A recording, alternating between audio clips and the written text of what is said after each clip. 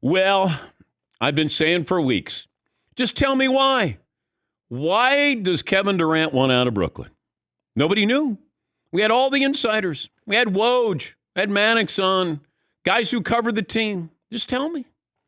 Tell me why he wants out. This is what he wanted. Help build the team. Pick the coach, Steve Nash. Got to play with Kyrie. And now we find out he wants out of Brooklyn. And now we know that he wants out because he doesn't want Steve Nash as his coach or Sean Marks as the general manager. So, you have players in management. They clash all the time.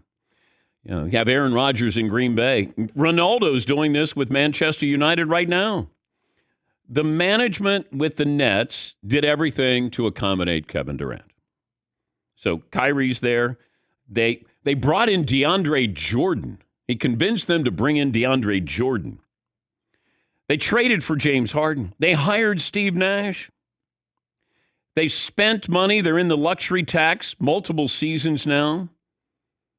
Now all of a sudden it's not good enough. I don't want to play for Steve Nash.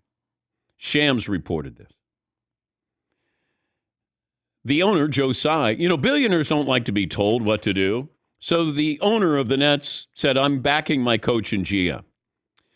Well, I think Kevin Durant basically knew how this was going to be perceived, how this is going to be taken. Now, he did meet with the owner face-to-face and said, I don't want to play for Steve Nash, and I don't want Sean Marks as the GM. Well, that information gets leaked. Well, it probably got leaked because somebody probably wanted everybody to know that this is an untenable situation. Now they have to trade me.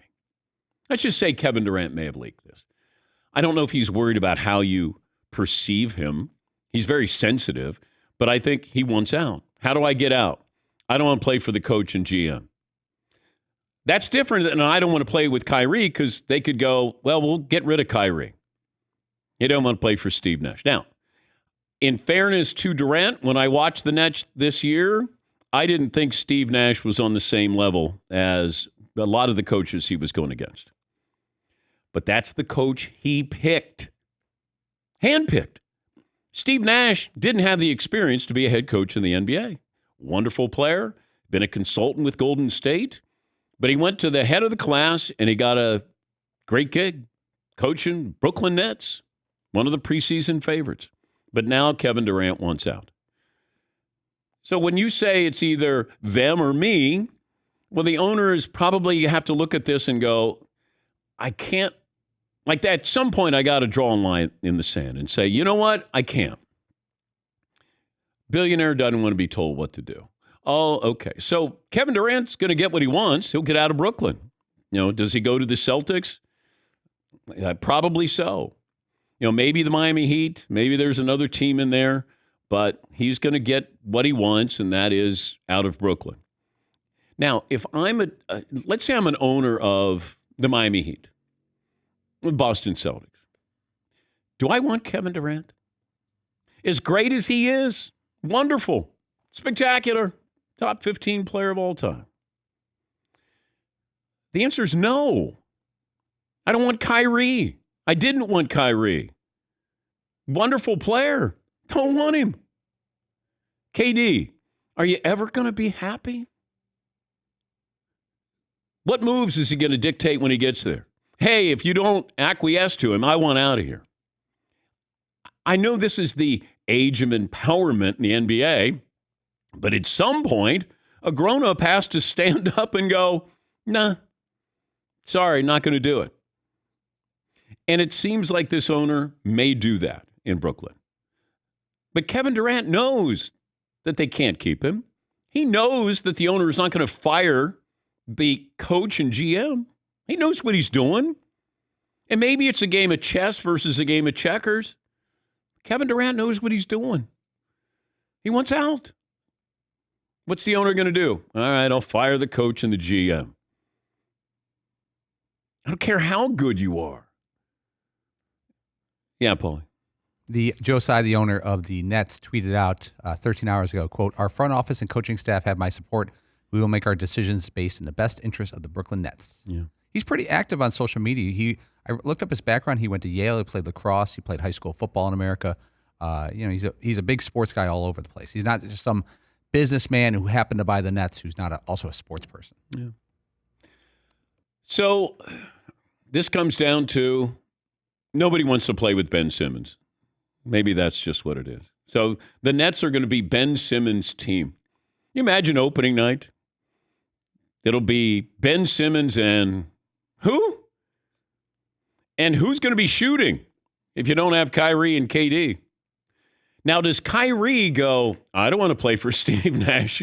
I don't want to play with him either. So he can get out of there. Yeah, me too. Yeah.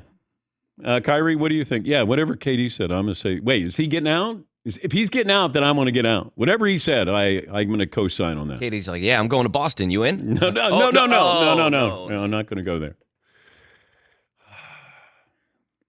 This could be good for us in the media. Kyrie ends up with the Lakers. KD ends up with the Celtics. Jaylen Brown goes to the Nets and a couple other players. So far, it's already a win for the media, isn't it? Kind of. I mean, I'm always appreciative of what stories come up and when they come up during the sports calendar year. Like there'll be times when you go, thank God for this story. Yes, Marv. We just got to find out when NBA Media Day is because I'm ready for all of it. More so than the regular season. I don't care when the games are played. But this also hurts the Nets' bargaining power when they're going to trade Kevin Durant. If I'm the Miami Heat, I'm like, well, he didn't want to be there. We'll give you Duncan Robinson and whoever, and we'll take Kevin Durant off your hands. It's almost like we'll take him off your hands. What's Boston give up? Jaylen Brown, a couple of draft picks, maybe a role player. Hey, he doesn't want to be there. I mean, that would be my approach because the longer this goes, the deeper into training camp, go into the season. And now I don't think Kevin Durant is one of those guys that's going to go, I'll just sit out or I don't want to play. Like Kyrie could do that, not Kevin Durant. It was just disappointing. Like, you're spoiled. You're acting very, very childish here. When you say fire other people, why don't you take ownership? I mean, not true ownership because you're acting like you're the owner, but you're not. Take ownership in how you play.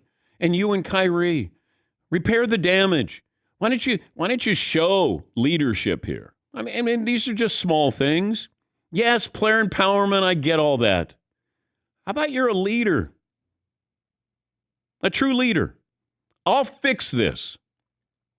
Maybe Steve Nash isn't the right guy. But you wanted Steve Nash.